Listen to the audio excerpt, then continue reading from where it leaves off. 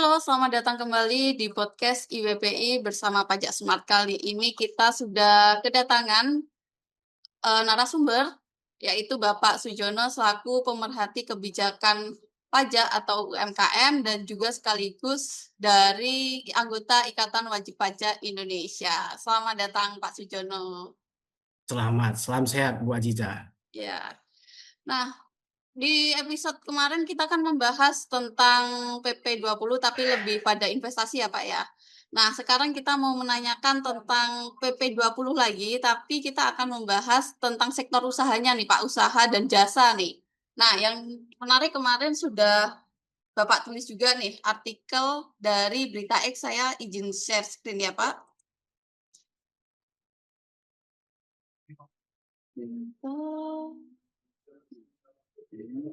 Nah, judulnya adalah kursus piano bisa PPh final, mengapa konsultan pajak tidak? Kenapa nih Pak, Bapak menulis artikel tentang ini Pak? Bisa dijelaskan? Jadi ada ada lagi kebingungan di masyarakat. Mengapa seorang pekerja bebas yang memiliki keahlian ketika bisnisnya bertemu menjadi organisasi bisnis, dia bisa menggunakan PPh final. Lalu kenapa konsultan tidak bisa? Sekalipun dia juga dalam skala bisnis. PP 20 ini secara eksplisit membatasi, ya kan? PP 20 ini seorang konsultan apabila dia memberikan jasa sesuai dengan keahlian dia, biarpun dia berbentuk PTP, badan badan PTP, itu tetap tidak berhak menggunakan PPh final, region final. Itu tidak diperbolehkan. Karena itu inline dengan keahlian dia. Jadi seolah-olah pemerintah menganggap ini cuma ganti baju aja. Orangnya masih sama, cuma dia pakai baju badan. Jadi ini dalam rangka mencegah pemecahan omset. Ya, filosofinya begitu. Oke Pak, nah berarti kalau misalkan saya nih Pak ya, punya kursus piano, terus habis itu saya punya karyawan lah, melatih karyawan saya untuk mengajarkan piano juga, berarti itu akan dianggap sebagai usaha ya Pak ya? Ya, Betul ketika seperti itu ya? ya betul. Ketika khusus piano ini, ya ini kebetulan di Mhm. dalam PP ini kan memberikan contoh piano. Iya, iya. Ya, nah, kita sebenarnya kan di dalam dunia usaha ini kan bukan cuma kursus piano aja Mhm, kan, bisa macam-macam kan. betul. Nah, Nah, tetapi di ke- dalam ya, silakan Pak. ya, ya, saya mau jawab pertanyaan tadi. Mhm. Kenapa kenapa ketika kamu membuka kursus lalu mempekerjakan orang itu berubah menjadi boleh menggunakan final? Pertama kita lihat itu karakter kegiatan ekonomi itu sudah berubah. Ketika dulu Anda sebagai pemain piano, mengajar piano, Anda ini kan menjual keahlian. Tapi ketika naik kelas menjadi bisnis unit, itu Anda naik kelas melakukan suatu kegiatan usaha dengan membuka kantor, misalnya ada ruang kursus, ada jawal, ada promosi dan sebagainya.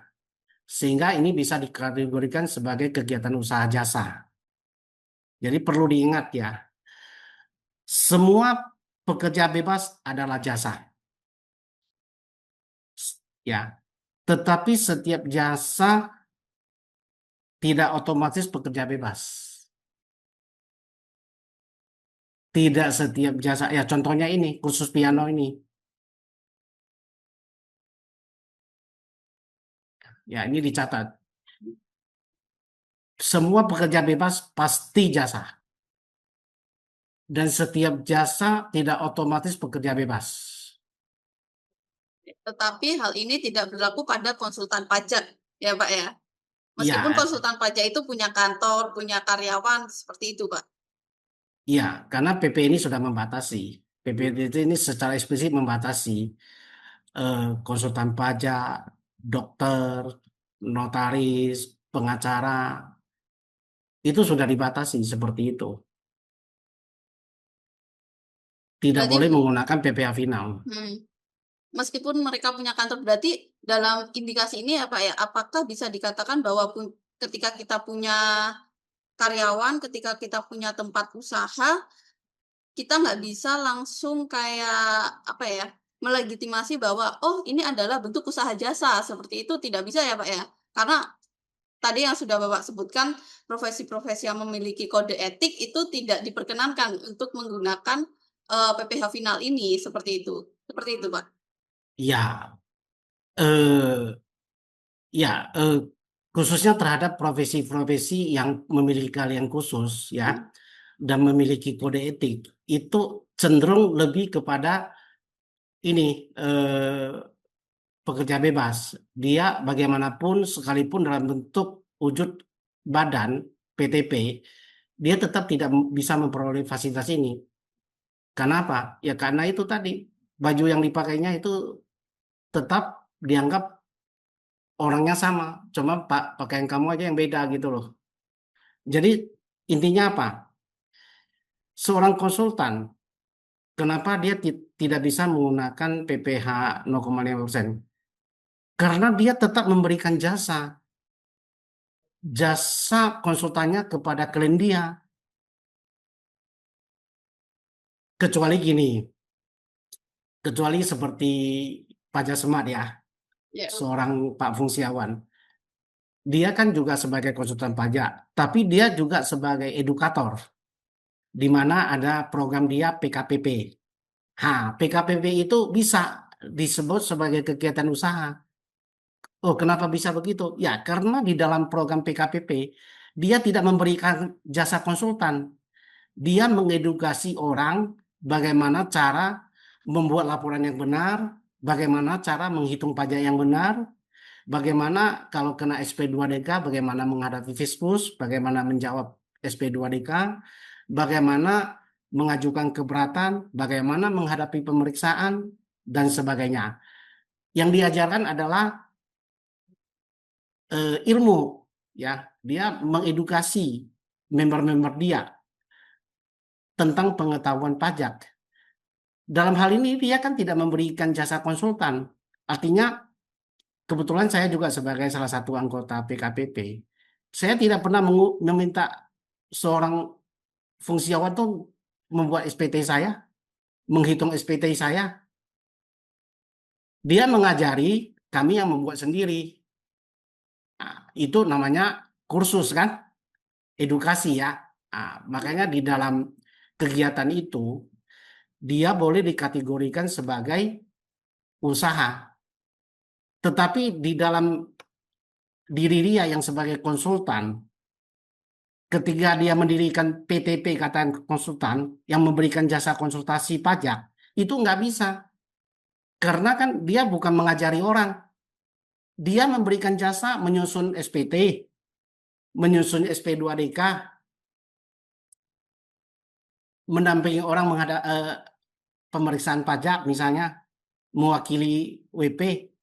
Itu adalah layanan yang berkaitan dengan profesi dia. Di sini kan mulai Aziza mungkin mulai paham ya. Ya. Kenapa tidak bisa? Karena ya kegiatan memberikan jasa itu melekat kepada profesi dia. Nah, Pak, pertanyaan nih, Pak.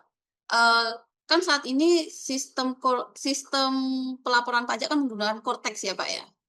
Dan Iya, PP nomor 6 tahun 2026 ini PP nomor 20 tahun 2026 ini itu berlaku pada tanggal 22 April 2026 kemarin.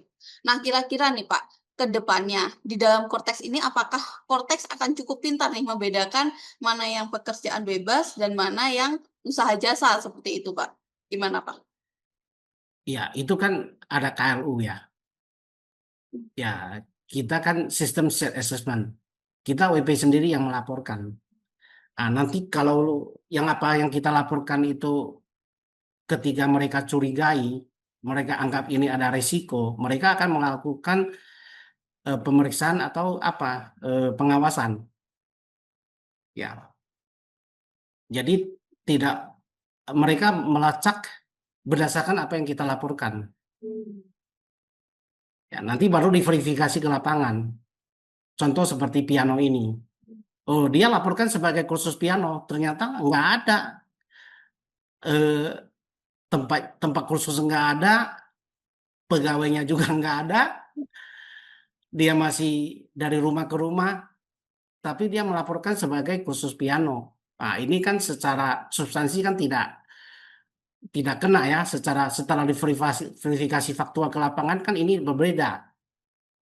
Ah, ketika didapatkan seperti itu, maka dia tidak berhak menggunakan ini 0,5%. Dia coba mengakali seolah dia punya kursus, padahal kenyataan di lapangan nggak ada. Nah, Pak, tadi sudah disinggung mengenai self assessment nih. Untuk pertanyaan terakhir ya, Pak, sebelum kita menutup podcast kali ini, mungkin bisa dibagikan nggak, Pak, tips untuk para wajib pajak nih, supaya bisa mengetahui mereka ini tuh tergolongnya pekerjaan bebas atau usaha jasa? Boleh dibagikan, Pak, tipsnya?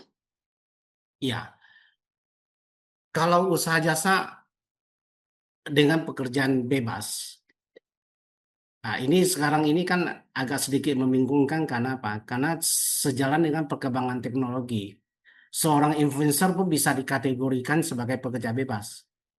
Kalau dulu kan sebelum ada PP ini kan mereka ini kan nggak jelas, ya kan? Karena mereka nggak dicantumkan secara eksplisit di dalam peraturan. Nah, sekarang kan sudah diatur secara jelas. Seperti yang saya jelaskan tadi, semua pekerjaan bebas adalah jasa, tetapi jasa tidak otomatis sebagai pekerjaan bebas. Contohnya gini, apa yang membedakannya? Misalnya kita katakanlah usaha pangkas, pangkas rambut. Pangkas rambut ini adalah jasa atau usaha? Maksudnya ini adalah kegiatan usaha atau pekerja bebas. Karena cuma ada dua, usaha dan pekerja bebas. Pekerjaan bebas. Ini lebih dekat kemana? Kalau saya lihat ini lebih dekat kepada usaha jasa. Nggak bisa, bukan usaha barang. Ini adalah di mana usaha jasa, tukang pangkas ini usaha barbershop lah kita bilang, barbershop ya. Ini hanya memberikan jasa. Dia kan tidak, mungkin barangkali kalau ada menjual barang mungkin ada, mungkin minyak rambut, atau dia menjual sampo atau bagaimana. Tapi secara prinsip ini bisa dikategorikan usaha jasa dan dia bisa menggunakan 0,5% sama seperti kursus piano itu. Jadi dia akan lebih dekat ke situ karena dia telah membentuk seperti sebuah organisasi bisnis, bukan lagi eh, pekerjaan memberikan kalian. Oke, Pak. Oke, mungkin untuk podcast kali ini seperti ini ya, Pak, ya. Bisa nanti untuk teman-teman misalkan ada pertanyaan atau apa, atau bingung lah ini masuk usaha jasa atau pekerjaan bebas, nanti bisa komentar di kolom komentar, nanti akan dibantu jawab ya, Pak, ya, Ya, sama siap, tim siap. J-nya kita. Nah, untuk podcast kali ini seperti itu teman-teman, jangan lupa untuk kalian semua like, comment, share, terus subscribe juga kanal YouTube-nya kita supaya channel ini juga bisa berkembang. Saya ucapkan terima kasih banyak untuk Pak Sujono yang sudah menemani podcast di episode kali ini. Sampai jumpa di episode berikutnya ya Pak ya. Terima kasih. Terima kasih.